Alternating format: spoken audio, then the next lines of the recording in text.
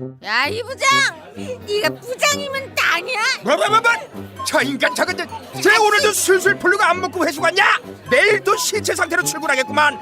아유. 고려 생활건강 술술 풀리고 음주전 한포가 당신을 지켜드립니다. 특허받은 천연 유래 성분 숙취 해소제 술술 풀리고를 은하계 최저가로 딴지마켓에서 만나보세요. 한글도 남보다 빨리 깨치고 참 똑똑했는데 갈수록 실력이 뒤처지는 것 같아 걱정이에요. 혹시 초등학교 교과서 본 적 있어요? 어려운 어휘가 너무 많아요. 학교에서는 어휘 개념을 하나하나 설명해 줄 시간이 정말 부족하잖아요. 그럼 어떡하죠? 내 아이의 어휘만큼은 내가 책임져야죠. 어휘 공부의 정성. 초등어휘 3000, 초등어휘 5000. 검색창에 초등어휘 3000을 쳐보세요. 자려고 누웠는데 저스툰 지루한 지하철에 저스툰 자려고 누웠는데 지루한 지하철에 클래스가 다른 재미 저스툰 클래스가 다른 재미 저스툰 웹툰 웹소설은 저스툰. 클래스가 다른 재미 저스툰 다시 날씬해지고 싶어. 다이어트 해야 하는데 좀 간단한 방법 없을까? 1522-6648 1522-6648 혹은 비타샵을 검색해주세요.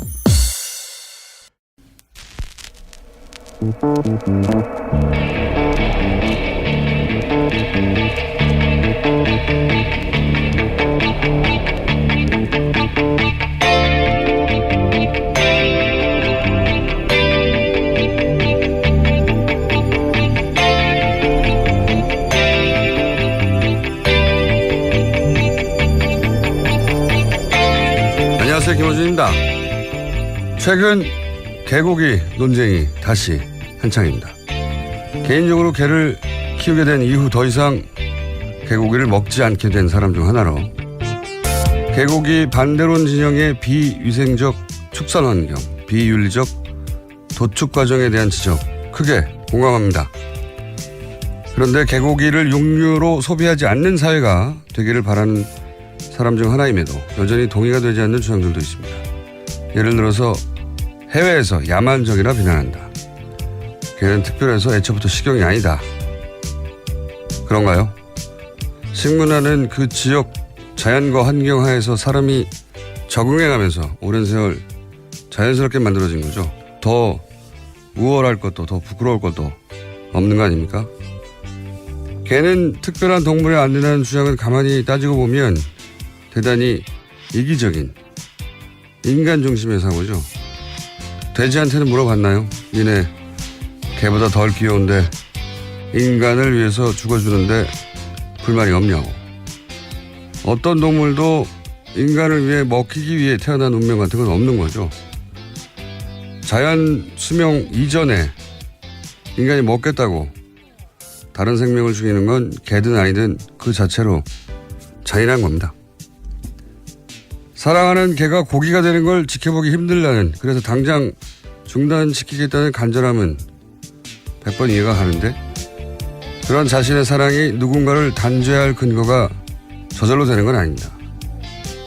그래서 특정 식문화를 윤리적 단죄의 대상으로 만들어서 중단시키겠다는 시도를 볼 때마다 저 방식이 과연 옳은가, 그리고 그렇게 해서 해결이 가능하겠는가 묻게 되는 겁니다. 초복의 김호준 생각이었습니다.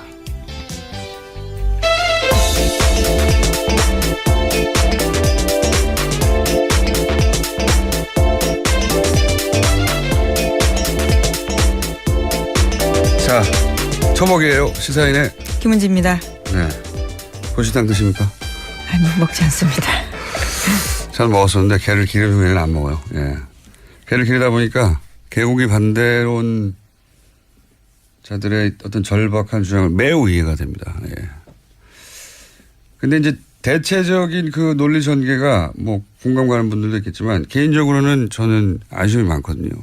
예. 그래서 얘기를 해봤는데 개고기 먹는 사람들은 이제 야만인 내지는 뭐 국제적 기준에 부합하지 않는 비문명인 혹은 뭐 개를 도축하고 사고 파는 사람들을 이제 굉장히 도덕적이지 않은 개 백정.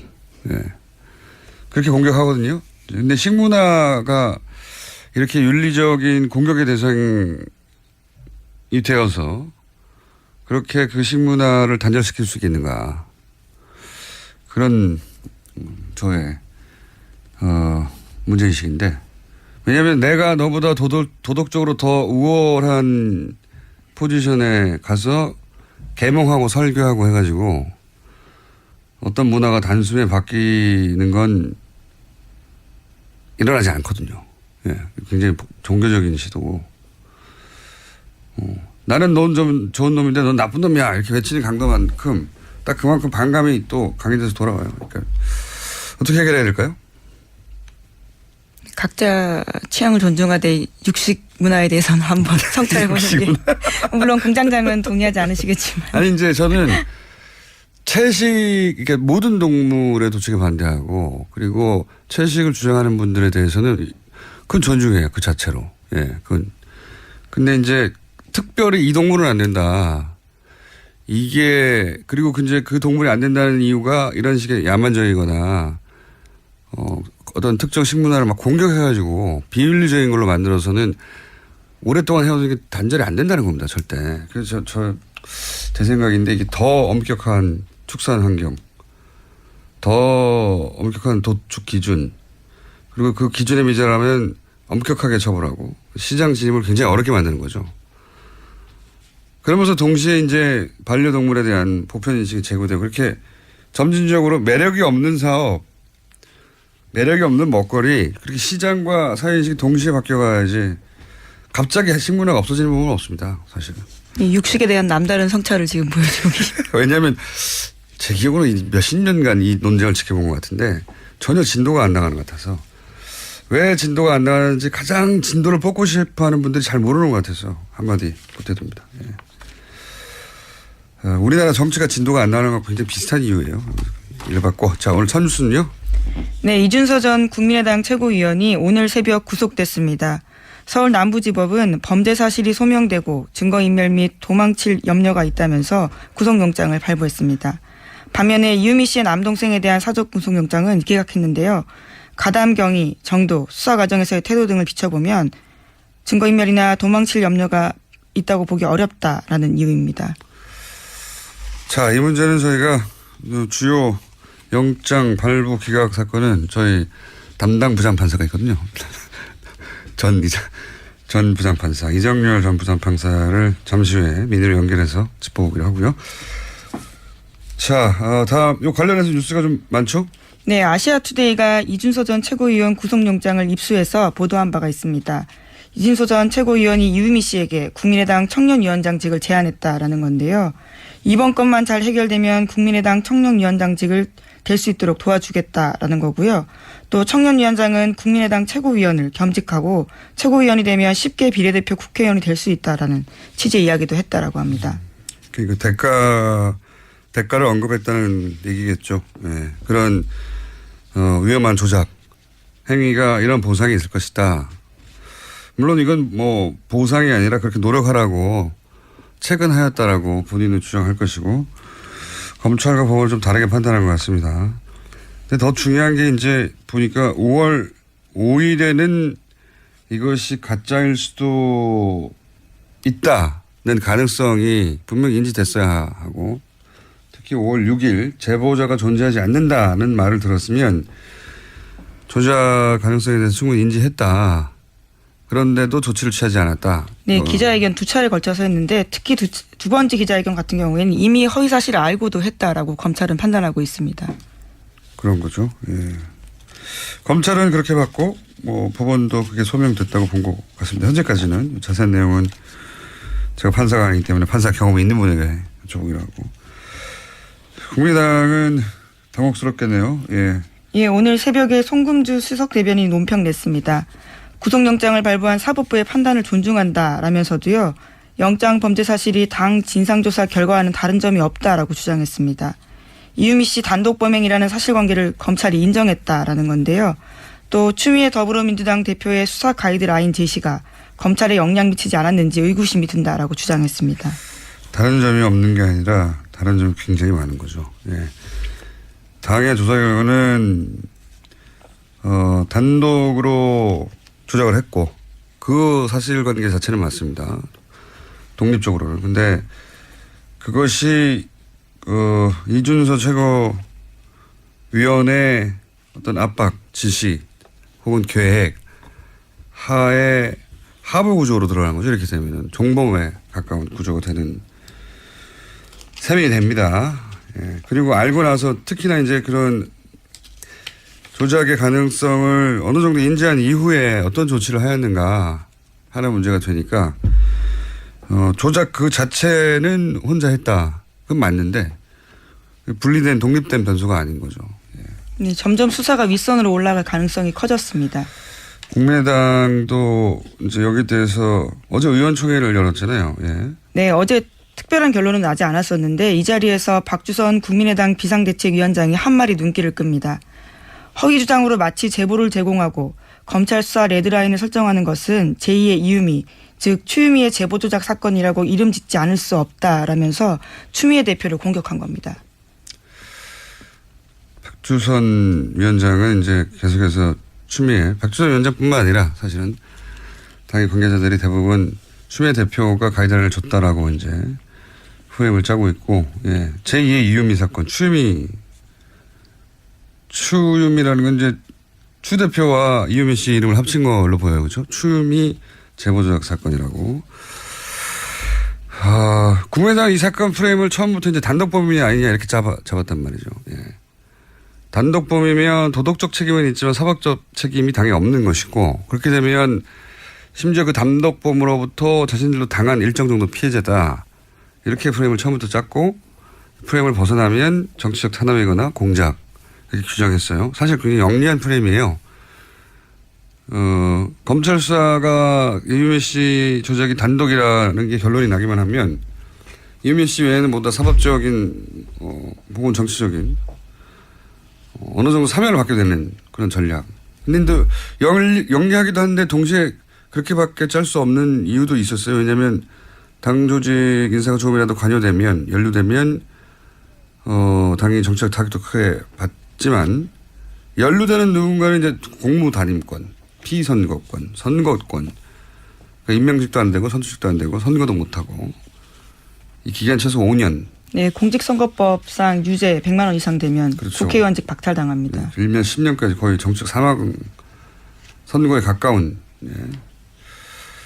그런 사안이라 이 프레임 외에는 짤 수밖에 없었겠죠. 예. 근데 사실은 단독범이 아니냐보다 더 중요한 게 당이 기본적인 검증을 하지 않은 물건을 들고 국민을 상대했다는 거잖아요. 예. 이게 질문은 과연 공당으로 충분한 자격이 있었던가 제 역할을 했던가 이게 그 질문 대상이 되는 건데 이 질문을 스스로 해야 되는 거거든요. 근데 지금 대응은 대부분 외부에 자꾸 책임을 묻단 말이죠.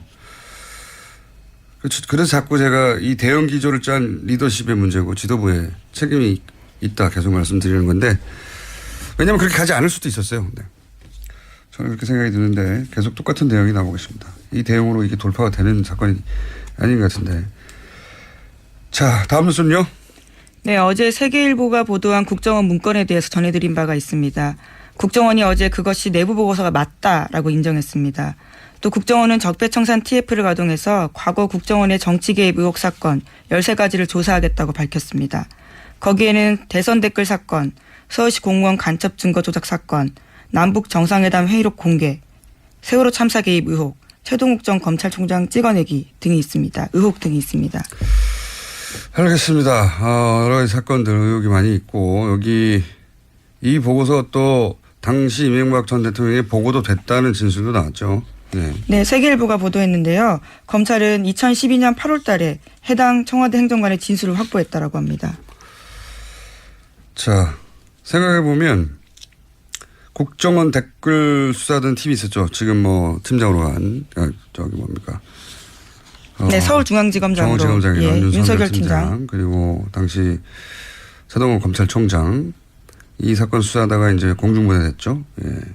근데 이 댓글을 수사하던 수사팀은 정작 이런 문건이 검찰 내에 존재했음에도 불구하고 몰랐어요. 이 사람들에게 검찰이 당연히 제공했을 것 같은데 검찰 내부인이라 이 팀이 정말로 고립된 채 움직였다는 거죠. 예. 네, 700건이나 이상 있었다고 하는데 문건이 전혀 몰랐다라고 합니다. 검찰이 이 문서를 이미 갖고 있었다는 겁니다. 그 당시에도.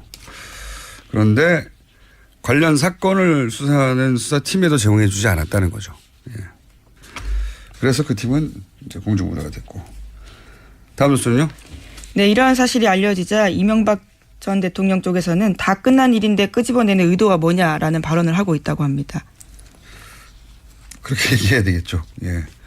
다 끝났는지 아닌지는 이제 두고 보면 알겠고요. 예. 다 끝나지 않은 것 같아요. 이제 시작인 것 같습니다. 예. 다시. 뉴스 공장에 할 일이 많아질 것 같다는 불길한 예감이. 자, 다음 뉴스는요? 네, 어제 감사원은 면세점 사업자 선정 과정에 비리가 있었다라고 발표했습니다. 지난 2015년 7월 관세청 관련된 내용인데요. 심사 과정에서 점수를 조작해서 롯데를 일불로 뺐다라는 겁니다. 네. 최순실의 향기가, 예. 그러니까 이제 방식을 되돌아가 보면, 롯데가 말을 잘 안 듣던 시점 아닙니까? 뭘 내라고 하는데, 돈을 안 내고 건물 지어줄게라고 대응한다든가. 네, K스포츠 재단과 관련해서 스포츠센터 하남의 땅 부지 마련하고 돈 내라고 했었는데요. 그 당시에 돈을 내지 않고 오히려 건물을 지어주겠다라 역제안을 한 바가 있습니다. 네. 이게 물론 롯데가 자격이 안 돼서 탈락했을 수도 있습니다. 그런데 지금 밝혀진 것이 점수가 조작됐다는 거니까 의도를 가지고 탈락시킨 것으로 보여지고, 더 재미있는 것은 그 다음 해에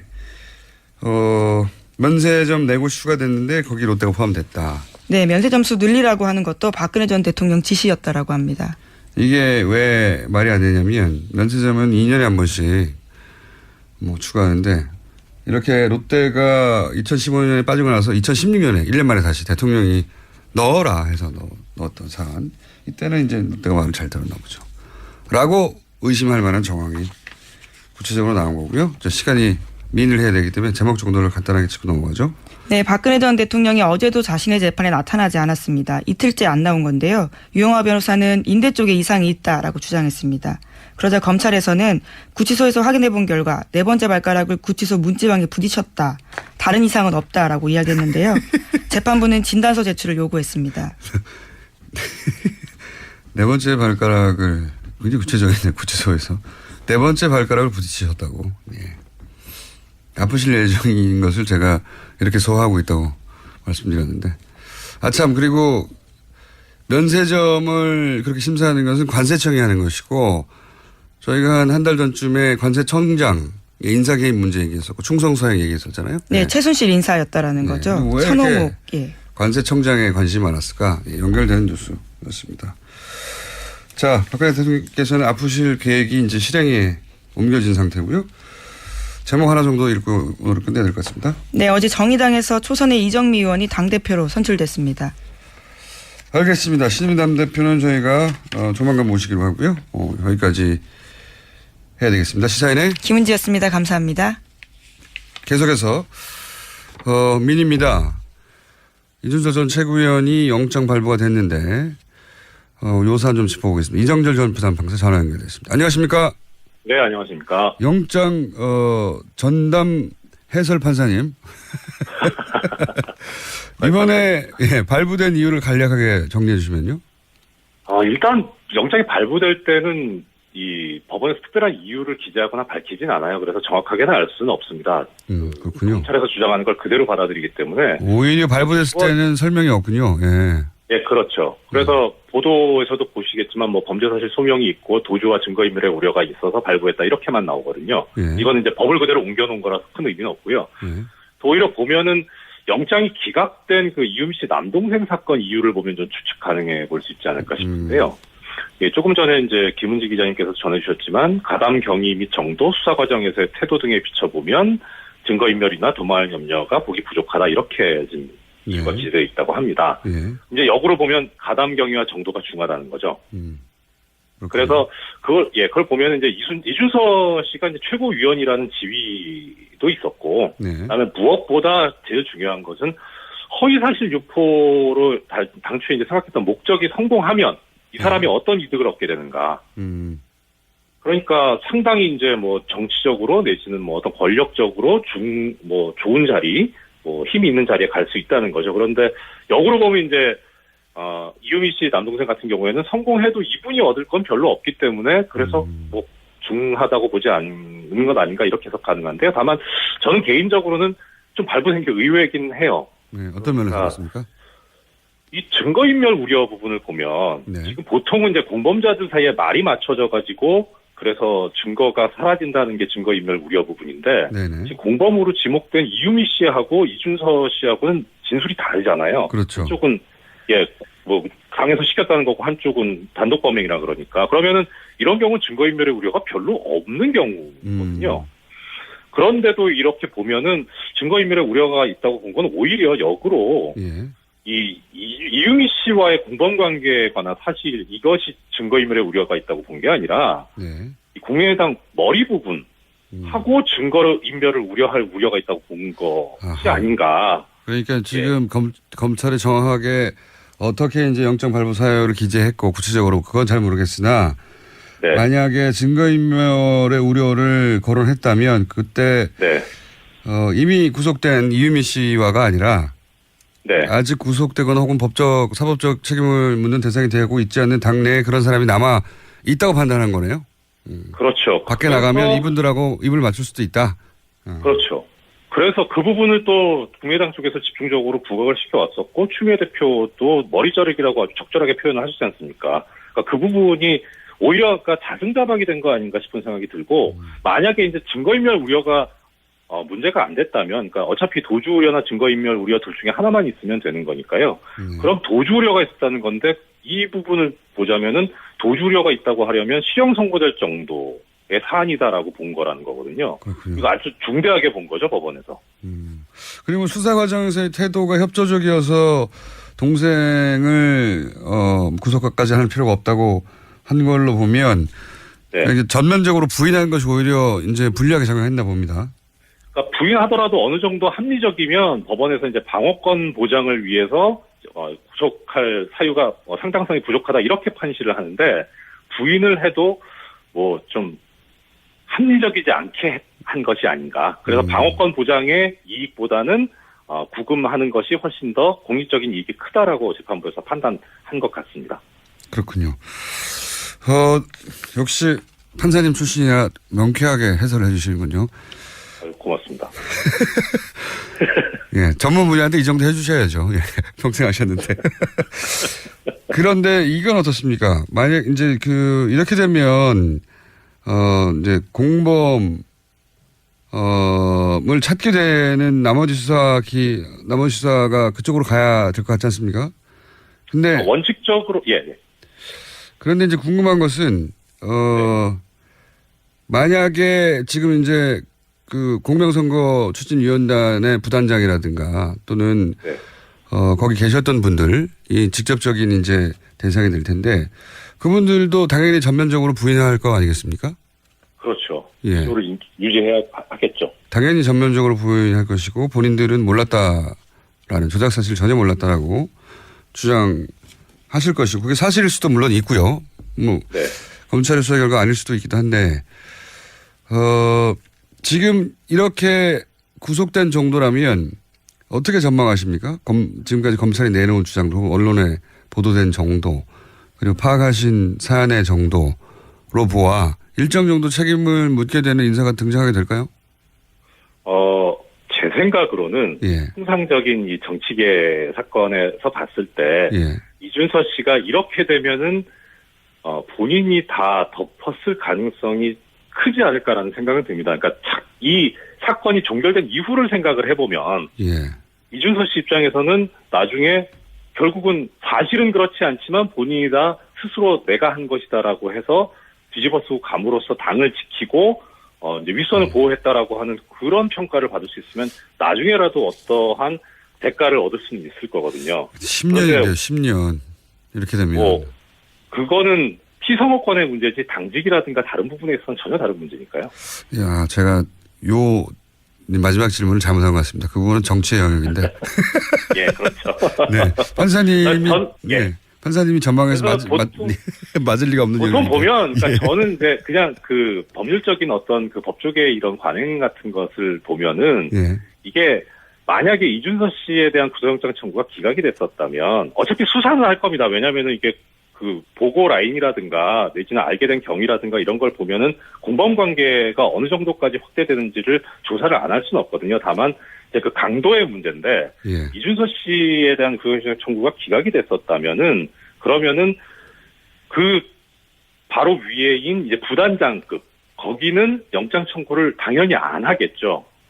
어차피 지금 아랫선에서도 기각이 된 마당이라. 그런데 그렇겠죠. 지금 이렇게 되면은 이제 부단장급에 대한 영장 청구도 검찰에서 좀 고려를 해봐야 되는 상황이 된 게 아닌가. 그러면 정말 어느 정도, 심각해지는데. 예. 예.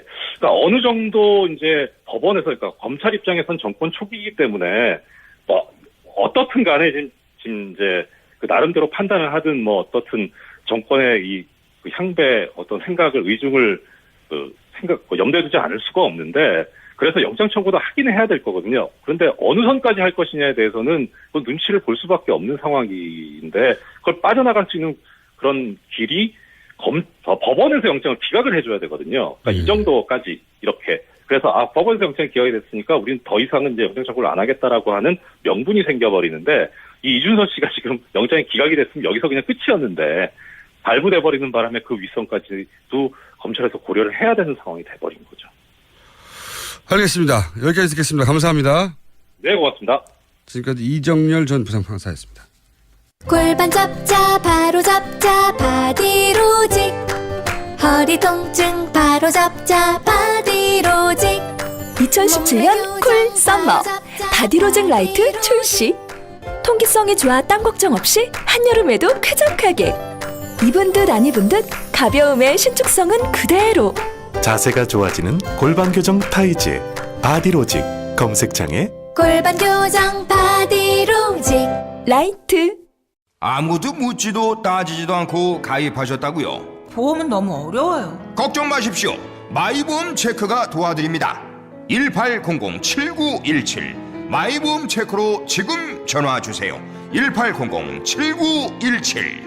이미 가입한 보험이나 신규 보험도 가장 좋은 조건을 체크해서 찾아드립니다. 인터넷 한글 주소 마이보험.com 또는 카카오톡에서 아이디 검색 마이보험을 친구 추가하여 상담하실 수 있습니다. 모닝똥? 제겐 사치였죠.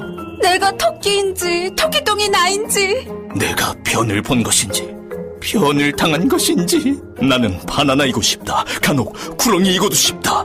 미궁 대장사랑 빅똥의 추억 미궁 대장사랑이 찾아드립니다. 혈중 콜레스테롤 개선과 배변 활동에 도움을 주는 건강기능식품입니다. 검색창에 미궁 대장사랑. 미궁 장사랑 이름 바꿨어요. 프로바이오틱스 12종 추가. 미궁 대장사랑.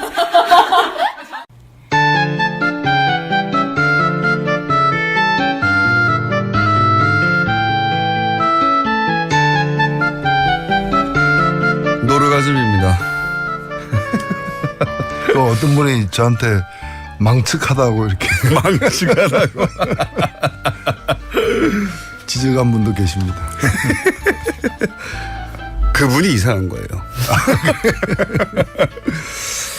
정의당 노회찬 원내대표 나오셨습니다. 안녕하십니까? 안녕하십니까? 예. 여기서 무슨 말만 하시면 빵빵 터져가지고 그날 방송이 하루 종일 언론에서 여기저기서 나오고 예. 밤 뉴스까지 다 나옵니다.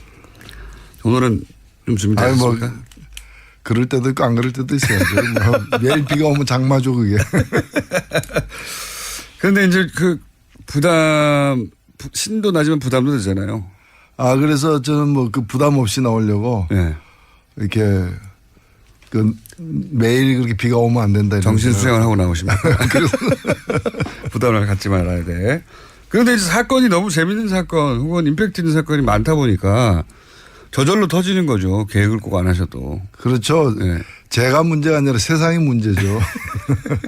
자, 오늘 첫 번째 사안은 결국은 이제 구속영장이 발부됐습니다. 예. 양상이 좀 달라졌습니다. 이제. 예, 최고위원이었기 때문에 당은 책임이 없다라고 이제 자를 수가 있었는데 어느 정도 불가능해진 상황이 됐었습니다. 자기가 판 함정에 자기가 빠진 꼴이다 저는 그렇게 생각됩니다. 저부터 제가 여러 차례 지적했지만은 이게 단독이냐 합작이냐가 그렇게 중요한 게 아니었거든요. 네. 더 핵심은 뭐 그것도 중요하죠. 그러나 더 큰 문제는 당의 이름으로다가 그 제대로 검열도 하지 않고 발표를 했던 것인데 입이 10개라도 할 말 없다라고 바짝 엎드려서 사과를 갖다 더 크게 했어야 됩니다.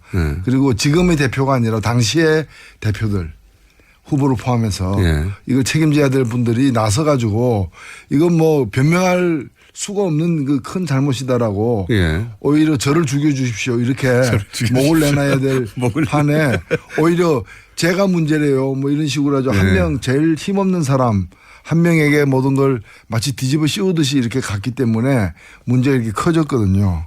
그래서 저는 이렇게 표현하셨죠. 지난주에는 냉면집 주인이 대장균에게 우리도 대장균에 속았다고 표현하셔가지고 전국적으로 빵 터졌고요. 하루 종일 빵 터졌습니다. 그 이야기로. 그렇죠. 그 뭐 사실이죠. 그래서 그 냉면집이 한 며칠 휴업을 하든가 주인이 이렇게 백배 사죄를 해야 되는데 나도 몰랐다 뭐 나도 속았다 이렇게만 가니까 문제가 된 거죠. 그래서 저는 지금도 보면은 또 한 번 더 과거의 어떤 프레임으로 갈 가능성이 있어요. 그러니까 이제 이준서 전 최고위원이 구속되면서 그러니까 이제 그다음에 이제 이준서는 누구에게 보고했는가 이제 공명실천단 관계자들부터 되고 사실 그 정도 되면요 다 알았다고 봐야 되는 거거든요. 그걸 굳이 나는 몰랐다 누구까지 알았다 또 이렇게 한 번 더 꼬리를 자르는 식으로 이제 대응을 하게 되면은 저는 이건 수습하기가 어렵다고 봅니다. 영원히 상처로 남거든요.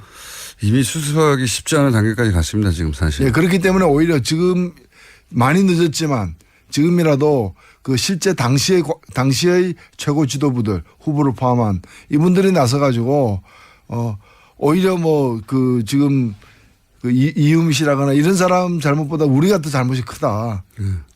우리 때문에 맨 처음부터 그렇게 했어요. 네, 그렇죠. 네. 그렇게 나갔어야 되는 거죠. 오히려 이유미 씨를 감싸고 감쌀 일은 아니긴 한데 잘못이 있다 하더라도 그것은 우리가 제대로 체크하지 못한 그런 뭐 왜곡된 혹은 뭐 혹한 그런 어떤 뭐 성과를 세우고 싶은 욕심이 있었다 하더라도 우리가 충분히 걸러냈으면 모두가 다 안전해지고 이유미 씨도 안전해질 수 있었는데 당연히 제대로 작동하지 못했다. 이렇게 갔어야 되는 거 아닙니까 원래. 그렇죠. 네. 그건 있어서는 안 되는 일이 발생했기 때문에 국민들에게 사죄하는 식으로 가야 되는데 너무 경쟁하는 정당들을 의식하고 또 몇몇 인물들 보호하려고 하다 보니까 오히려 집이 불타를 벌이는 지금 상황이 온 거죠. 자, 오늘은 아직 비유까지는 나오지 않고 있습니다. 자제하고 있습니다. 제가 국민의당 최고 지도부 어떤 한 분을 만났는데 오랜만에 만나자마자 그냥 대장균 이러더라고요. 대장균. 본인을 가리키면서요? 네. 그러니까요. 이 여의도에 계신 분들은 그 표현을 다 들었겠죠. 모든 방송에서 다 나왔으니까요. 8시 뉴스에도 나오고 9시 뉴스에도 나오고 하루 종일 정편에서 나오고요. 네.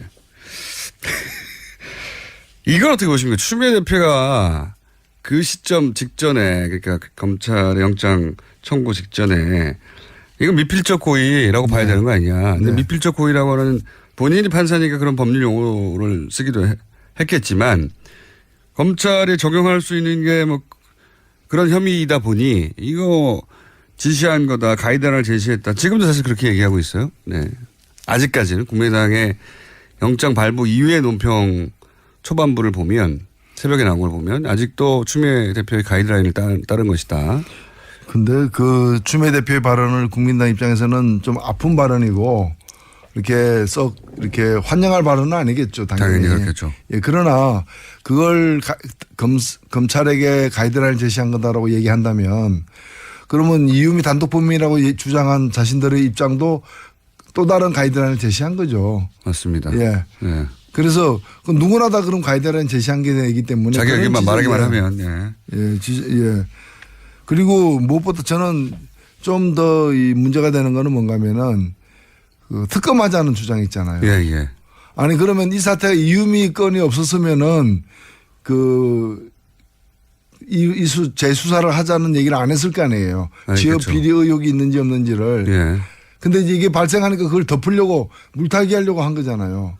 누가 봐도 그렇게 보이는데. 그러니까요. 그 주장을 뻔뻔스럽게 계속 한다는 것 자체가 저는 그 정치가 삼류를 벗어나지 못하는 그걸 스스로 자인하는 꼴이라고 이렇게 봅니다. 국민의당의 최근의 대응 자체가 워낙 이제 코너에 몰려서도 그렇겠지만 우리의 잘못이 뭐 3이 있다면 그것을 부풀리거나 혹은 악의적으로 더 퍼뜨리거나 또는 그렇게 만들어낸 바깥에 누군가가 있다. 7이. 이 방식으로 계속 대응하고 있단 말이죠. 이현주 의원도 그 발언을 사과를 하지만 이게 사실은 사적 대화에 불과했는데 SBS를 규탄한다. 꼭 이렇게 뒤에 큰 토가 달려요. 이 대응 방식 계속 근데 그게 반복되는데. 상식적으로 국민의 눈으로 납득이 되면 괜찮은데 전혀 납득될 수 없는 거죠. 예를 들면은 조금 전에도 이제 그 특검하자는 주장은 말이죠.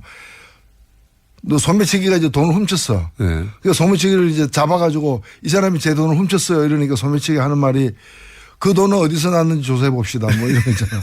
그 돈은 정당하게 번 돈인지. 그 지갑에 있는 당신의 그 돈은. 아니 자기가 소매치기 했으면 그걸로 벌 받아야지. 당신 돈은 저 정당하게 번 돈인지 그것도 함께 조사합시다. 특검을 합시다. 그것도 특검으로. 그렇지. 경찰서는 안 되겠는데. 안 되지. 이건 특검에 가야 될 건입니다. 뭐 이렇게 얘기하는 거고. 특검에 안 가려면 둘 다 그냥 풀어주세요. 그러니까. 그런 거지. 이게 되게 순간적으로 나오죠, 이게. 안철수, 이런 와중에 아주 재밌는 뭐, 해프닝이지만, 안철수 전 대표가 속초 맛집에서 발견되는 바람에 이게 또 크게 화제가 됐습니다. 요즘은 정말 숨을 수가 없어요. 그렇죠. 그럼 뭐 그거야 크게 타달 지역 경제 활성화. 지역 경제 활성화. 지방 경제 활성화를 위해서 노력하고 있는 거죠. 저도 탓할 생각은 없죠. 뭐 그렇다고 집 안에서 가만히 있어야 됩니까? 근데 재밌는 것은, 안철수 전 대표는 누구도 어딘지 모르는 것처럼 이야기가 되어 왔는데 그냥 일반인들이 손쉽게 이렇게 밥집에서 발견했다는 게 전 재밌습니다. 그렇죠. 식사를 하셔야 되니까. 예. IT의 문제죠. IT의 문제죠. 이거 어떻게 보십니까? 저는 이제 검찰에 이제 이준서 전 최고위원을 이제 구속을 했기 때문에 이제 마지막 타이밍이라고 생각들어요. 저는 사실 개인적으로 안철수 그 전 후보가 이걸 보고받고 계속 파헤쳐라 뭐 이런 식으로 그거 알고서 지시했다고 전혀 생각하지 않습니다. 그럼에도 불구하고 당시 후보였고 또 후보를 위해서 한 일들이잖아요. 본인들이 영입한 사람들이고 본인의 라인이라고 하는 사람들이고요. 그렇죠. 그렇기 때문에 이 부분에 관해서는 일단은 본인이 대승적으로 가장 큰 책임이 있다라고 이렇게 국민들에게 사죄를 하는. 그 사람들이 본인을 위해서 한 거고요. 그 혜택이 돌아온다면 본인에게 가장 크게 돌아오는 거고요. 그렇죠. 사실은 이렇게 타이밍을 잃긴 잃은 것 같습니다. 그죠? 그래도 지금이라도 지금 마지막 저는 타이밍이라고 생각되고 그 국민들에게 좀 이렇게 여기에 대해서 가장 큰 책임은 나에게 있다. 모든 사람이 나를 위해서 한 일이니까 용서해달라. 뭐 용서가 안 되겠지만 이런 식으로 좀 자세를 취할 필요가 있다고 봅니다. 진작에 했어야 될 것 같은데 점점 시간이 지나면 지날수록 더 강한 표현이 필요할 텐데 문자가 많이 옵니다. 그중에서 웃겨서 운전하다가 사고 날 것 같으니까 노회찬 의원은 비유를 자제해 주십시오. 명심하겠습니다. 그리고 자유한국당도 사정이 참 안 좋습니다. 요즘. 원래 이제 야당이 대선처럼 큰 선거 지고 나면 속사정이 좋을 리가 없는데 그런데 그걸 감안하더라도 사정이 좀 많이 안 좋아요. 대표가 새로 뽑힌데도 불구하고 원내대표하고 각이 계속 쓰고 있고요. 그리고 이제 혁신을 하겠다면서 이제 외부 인사를 영입했는데 박근혜 전 대통령은 정치보복을 당한 것이다. 라는 입장을 가진 유석춘 위원장이 들어오셨어요. 혁신하고 정반대로 가고 있는 거죠. 사실 혁신이라는 거는 말 그대로 껍데기를 벗겨서 새로 태어나는 걸 얘기하는 거니까 반드시 고통이 따를 수밖에 없고 그 고통을 감내하겠다, 감수하겠다라는 의지의 표현이 이제 혁신이거든요. 근데 지금 보면은 이분은 보수의 혁신, 보수는 지금보다 더 아파해야 된다. 아픔을 통해서 새롭게 태어나는 이 길을 걷는 게 아니라 그 보수의 아픔을 갖다 보수의 모르핀이에요. 그러니까 박근혜는 억울하게 잡혔다. 이게 자신들이 잘못한 게 아니라 자기들은 계속해서 억울하게 지금 당하고 있다. 네. 그런 근거와 또는 그런 어떤 철학을 계속해서 주입시키는 그 보수의 어떤 마약 같은 그런 이제 역할을 하기 때문에 이거는 여기서는 혁신이 있을 수가 없는 거죠. 그리고 이제 박근혜 전 대통령 뭐 탄핵과 관련해서도 그게 대략 한 8대2 정도로 탄핵 찬성이 많았고 탄핵이 실제 이루어지고 나서는 그 비율은 더 높았거든요. 네. 결국은 잘된 일이고. 그렇죠. 그러니까 그게 아니라 정치 보복을 당한 것이다라고 하면 팔을 버리겠다는 전략이 든단 말이죠. 최소한. 그렇죠. 지금 사실은 뭐 이분만이 아니라 그 자유한국당의 그 지도부는 뭐 약간씩 이제 그 방향은 틀립니다만은 공통점이 뭔가 하면은 이라도 건지겠다. 예. 팔은 버린 지 오래된 거예요. 버리죠. 예.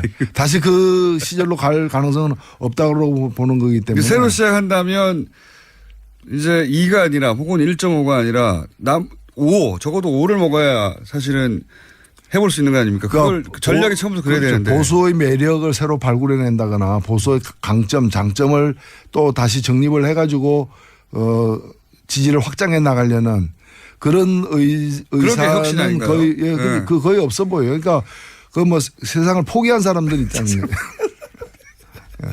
그러니까 상대가 실수하고 상대가 스스로 망하기를 이제 기원하는 그런 거죠. 저도 진짜 이해가 안 갑니다. 뭐 이런 생각 하시는 분도 있겠지만 당연히 혁신을 하고 새로 그림을 그린다면 집을 새로 짓겠다는 건데 더 큰 집을 지은 전략이 나와야 될 것 같은데 있던 집도 자꾸 줄이려고 하는 것 같아가지고 이런 생각을 하시는 분들이 존재하겠지만 분명히 소수인데 근데 소수라고 생각하지 않는 것 같아요. 뭐랄까 숨어 있을 뿐 시대가 이러하여 그분들이 감각을 상실한 거죠. 네. 지금 어디에 있는지 위치에 대한 어떤 인지 기능도 굉장히 퇴화한 거고. 자, 이현주 의원은 어떤 식으로 이 사안을 돌파해야 할까요? 뭐 이미 돌파를 하고 있잖아요. 이거 본인의 방식으로 돌파하고 있긴 한데 돌파가 안 되는 것 같아가지고 제가 보기에는. 예, 뭐 본인이 또 사과를 했으니까요. 뭐 사과했다고 다 해결된 건 아니라고 저는 봅니다만은. 저는 사과만 하고 딱 끝내버렸으면 좋았을 것 같은데 사과를 했는데 이것이 사적 대화가 유출된 거기 때문에 SBS 책임이 크다라고 규탄하고 나왔잖아요.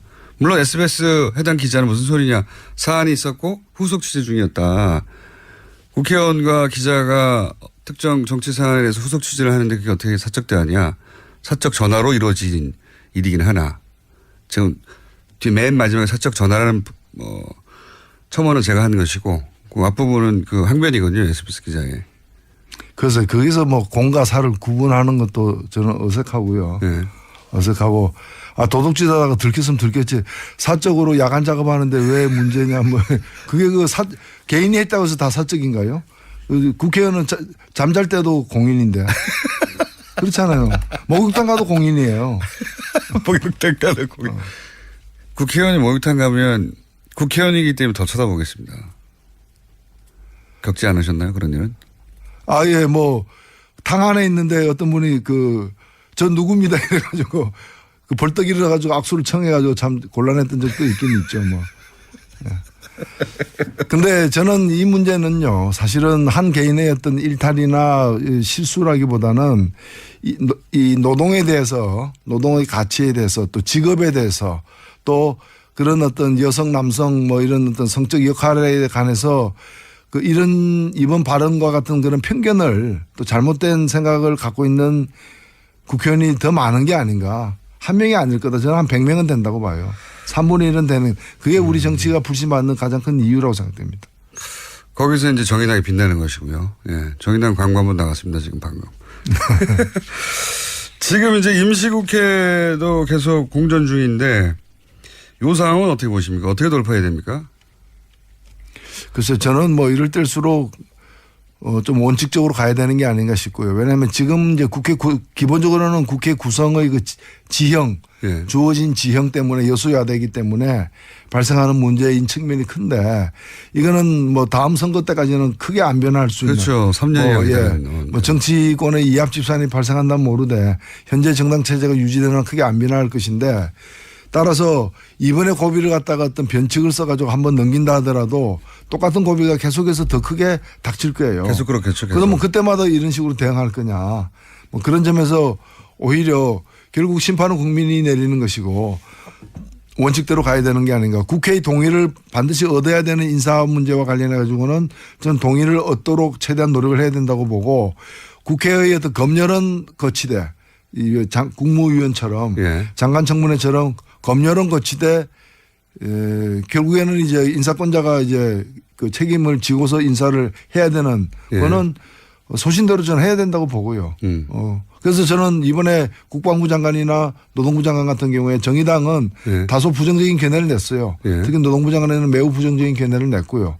근데 저희들 입장은 뭔가 하면 그런 걸 갖다가 심사보고서에 반영하자는 거예요. 어차피 국회가 할 일은 심사보고서에다가 그 자기 견해를 갖다가 표시하는 거니까. 근데 심사보고서도 채택하지 않는 거는 제가 볼 때는 뭐 전면적인 보일 것이죠. 공부 안 했다고 시험 안 보는 거하고 똑같은 거거든요. 그래서 심사보고서에다가 이 사람은 안 되겠다. 이 사람은 이게 문제다. 이 사람은 이게 더 소명이 필요하다. 이런 걸 적시해가지고 대통령에게 보내는 거고 대통령은 그걸 보고 그다음부터 정치적 책임을 보내지는 그렇죠. 거죠. 어떤 선택을 하든 정치적 책임을 대통령이 지는 거거든요. 그렇게 해서 그게 야당의 전 도리라고 보는데 지금 야당들은 뭔가면은 우리가 이렇게 상처받고 지금 집도 무너지고 폭격당해가지고 이제 불우한 처지에 놓여 있으니까 당신도 상처를 좀 받아라. 장관 뭐 10명 중에 3명은 당신 뜻대로 안 되는 그런 이제 좀 스타일 구기는 걸 당신도 당해라. 그러니까 혼자 잘 나가면 되냐 이거죠. 그렇죠. 바로 나는 불우이웃인데 당신은 왜 멀쩡한 양복 입고 이렇게 구김살 하나 없이 이렇게 서 있느냐. 하나 없이. 좀 넘어지고 흙도 묻혀라 이제 이 얘기죠. 그러니까요. 근데 저는 그 요구에 그걸 온몸에 바로 까느려고 하는 거죠. 그걸 갖다가 뭐 그 야당하고 타협 없이 그냥 독주하는 이미지가 아니라 당당하게 이해를 구할 건 구하고 선택할 건 선택하고 책임질 건 책임지는 식으로 가는 게 그래서 최종적으로는 국민이 판단하게 하는 게 낫다고 봅니다. 국민이 판단하게 하려고 해도 보고서가 뭐가 와야지 그다음에 결정이 될 텐데. 그런데 심사보고서는 뭐 없어도 할 수 있죠. 없어도 할 수 있죠. 그거는 기일 내에 안 낸 쪽이 문제가 되는 거죠. 그러니까 지금 뭐 야당 정의당을 제외한다고 할게요. 그러면 정의당을 제외하고 야당의 기본 전략은 어쨌든 절대적 반대에도 불구하고 독재적으로 그 야당이 표현해 오면 사안들을 인기 좀 좋다고 해서 막 밀어붙인다. 이런 이미지를 만들어내기 위해서 참 노력하고 있는 거죠. 그게 성공적일지는 잘 모르겠습니다만은 하여튼 전략은 그러한 걸로 보여집니다. 자, 한 가지만 더 여쭤보겠습니다. 2분밖에 안 남았기 때문에. 세계일보가 국정원 개입 문건 많이 내놨어요. 이명박 대통령도 이제 여기에 대해서 왜 다 끝난 사건을 지금 끄집어내느냐 이런 얘기도 나오고 있고 이거 어떻게 전망하십니까? 역사의 끝이 없죠.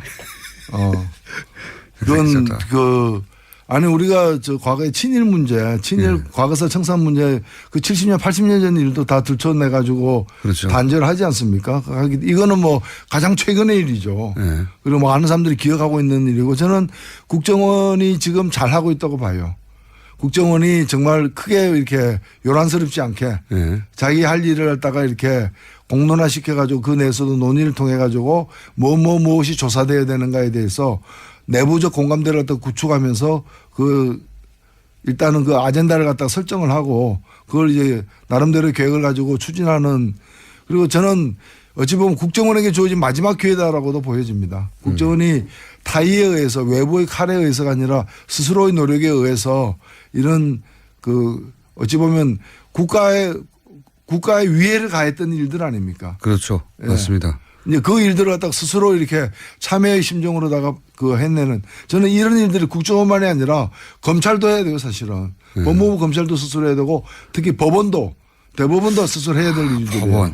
법원은 정말 누구도 건들지 않는 영역이거든요. 최근에 들어서는 정치권도 꼭 사법부의 판단은 존중한다고 표현해버려요. 최종적인 판단이. 근데 법원도 어느 정도 견제나 비판이나 혹은 뭐 기록이나 관심이 필요한 것 같다는 생각을 최근에 많이 합니다. 그렇죠. 모든 이 정치적 비리의 최종 결제하는 시스템에는 법원이 들어가 있는 거죠. 법원의 결제 없이 마무리되지는 않으니까요. 알겠습니다. 오늘 여기까지 하겠습니다. 지금까지 비유의 달인 정의당의 노회찬 원내대표였습니다. 감사합니다. 네, 감사합니다. 다음 주에 뵙겠습니다.